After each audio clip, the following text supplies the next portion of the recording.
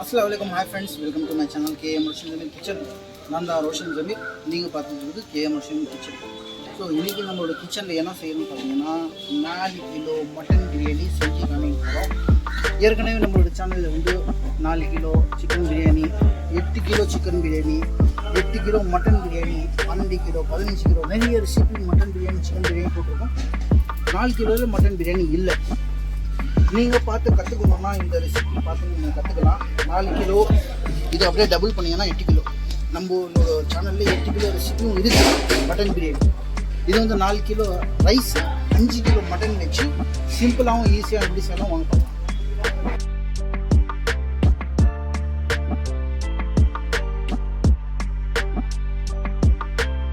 இப்போ வந்து இந்த பக்கம் வந்து 2 அடுப்பு பற்றி வச்சுருக்கோம் பாருங்கள்.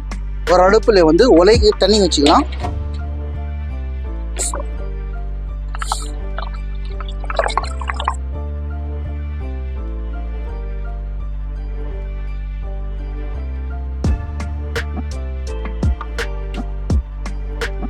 உலைக்கு தண்ணி வச்சாச்சு.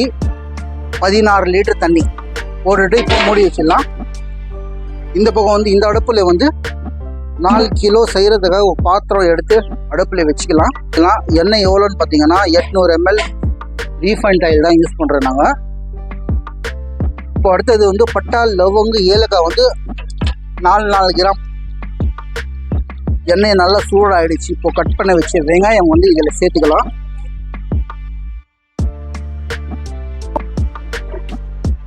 எல்லாரும் கேட்குறீங்க வெங்காயம் எவ்வளோ, ஒரு கிலோக்கு 1/2 கிலோ போடுறீங்களான்னு சொல்லி.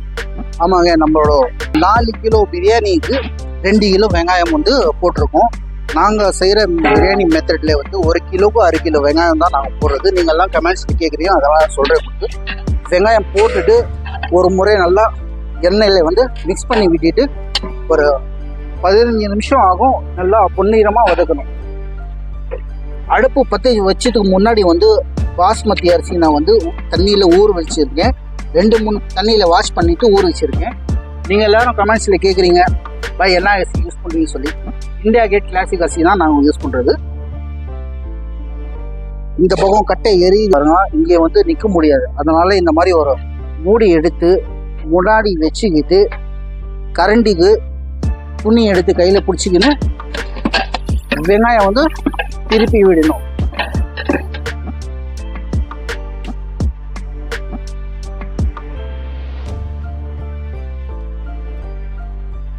வெங்காயம் நல்லா பொன்னிறமாக வந்திருக்கு பாருங்க.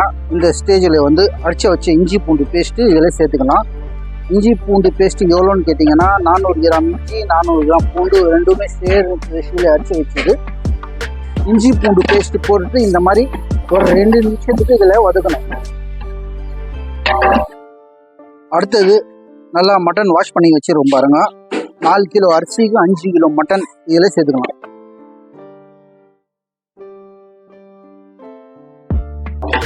மட்டன் போட்டுட்டு இதில் நல்லா இஞ்சி பூண்டு பேஸ்ட்டு, வெங்காயம் இதில் நல்லா போட்டு நல்லா வதக்கணும். அடுத்தது வந்து தக்காளி, 2 கிலோ தக்காளி, 40 கிராம் பச்சை மிளகாய் இதில் சேர்த்துக்கலாம். தக்காளி போட்டுட்டு ஒரு 2 நிமிஷம் இதில் வதக்கணும். அடுத்தது வந்து மிளகாய் தூள் 40 கிராம். அடுத்தது வந்து தயிர் ஆட் பண்ணிக்கலாம். தயிர் வந்து 450 ml தயிர் போட்டு மிக்ஸ் பண்ணி விட்டுருணும்.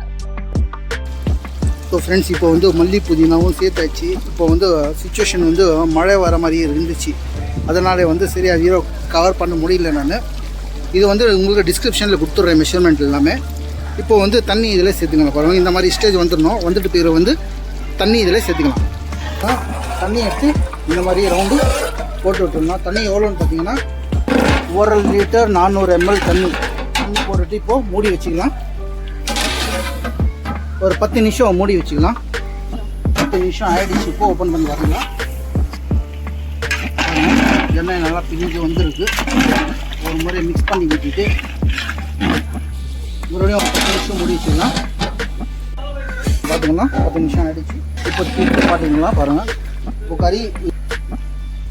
கறி பாருங்கள் நல்லா சாஃப்ட் ஆகிட்டு இருப்பாங்க. உடஞ்சிச்சு.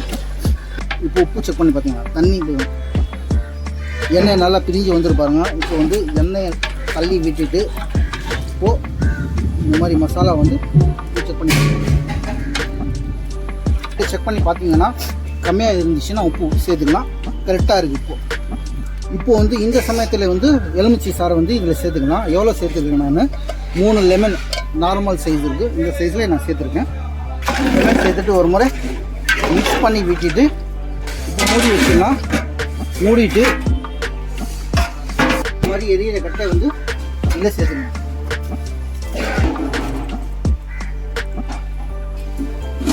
பக்கத்தில் தண்ணி இருக்குது பாருங்கள், நல்லா கொதிக்குது. இப்போது உப்பு சேர்த்துக்கலாம். அதில்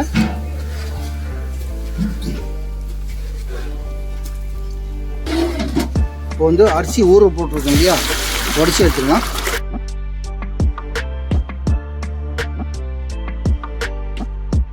கொஞ்சம்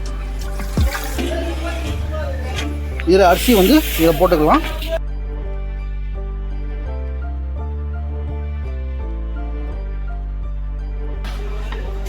அரிசி போட்டுட்டு இந்த மாதிரி கரண்டி எடுத்து வச்சுக்கிட்டு லைட்டாக திருப்பி விடணும்.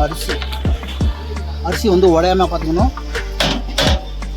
அரிசி வந்து தண்ணியில் எவ்வளோ நேரம் இருக்கணும்னா 1.5 to 2 நிமிஷம் 50% வேக வைக்கணும் அரிசி, அவ்வளோதான். எடுத்துக்கலாம். இந்த மாதிரி ஒரு பாத்திரம் எடுத்து வச்சுக்கிட்டு பாருங்கள், இந்த மாதிரி அரிசி எடுத்துக்கலாம்.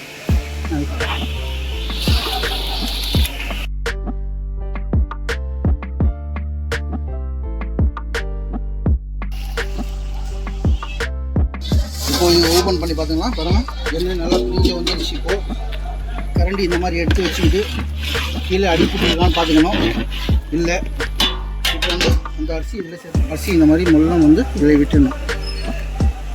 அரிசி வந்து இந்த மாதிரி லைட்டாக சைடு பண்ணிவிட்டு கரண்டி எடுத்து வச்சுட்டு மசாலா மேலே வரணும், கொஞ்சம் அரிசி கீழே போகணும். கரண்டியோட பேக் சைடு எடுத்து வச்சுட்டு இந்த மாதிரி ஒரு முறை லைட்டாக திருப்பி விட்டுணும். வடி கட்டிய கஞ்சி தண்ணி வந்து இதில் சேர்த்துக்கணும். கஞ்சி தண்ணி எவ்வளோ பார்க்கணும், இதில் தண்ணி எவ்வளோ சேர்க்கணுன்னா அரிசிக்கு லெவலாக கொஞ்சம் கீழே இருக்கிற மாதிரி வச்சுக்கணும். இப்போ மூடி வச்சுக்கலாம்.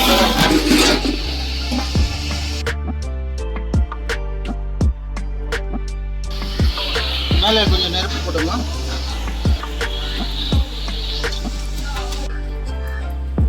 ஸோ ஃப்ரெண்ட்ஸ் பாருங்கள், தம்முக்கு விட்டாச்சு. இப்போது வந்து 20 நிமிஷம் இப்போ வந்து தம்மு போட்டு 20 நிமிஷத்துக்கு அப்புறம் எடுத்துக்கலாம்.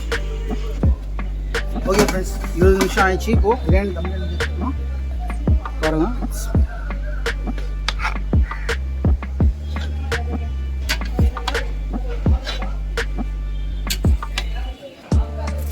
ஓகே ஃப்ரெண்ட்ஸ், இப்போ ஃபாயில் போட்டு பேக் பண்ணிக்கலாம்.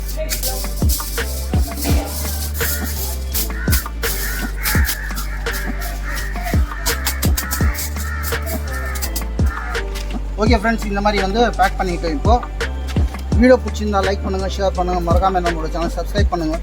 இதே மாதிரி உங்களுக்கு ஆர்டர் ஏதாவது செய்யணுன்னா சென்னையில் என்னோட கான்டாக்ட் நம்பர் டிஸ்கிரிப்ஷன்லேயே ஸ்க்ரீன்லேயே கொடுத்துட்றேன், எனக்கு கான்டாக்ட் பண்ணுங்கள். அடுத்த வீடியோவில் செஞ்சுக்கலாம்.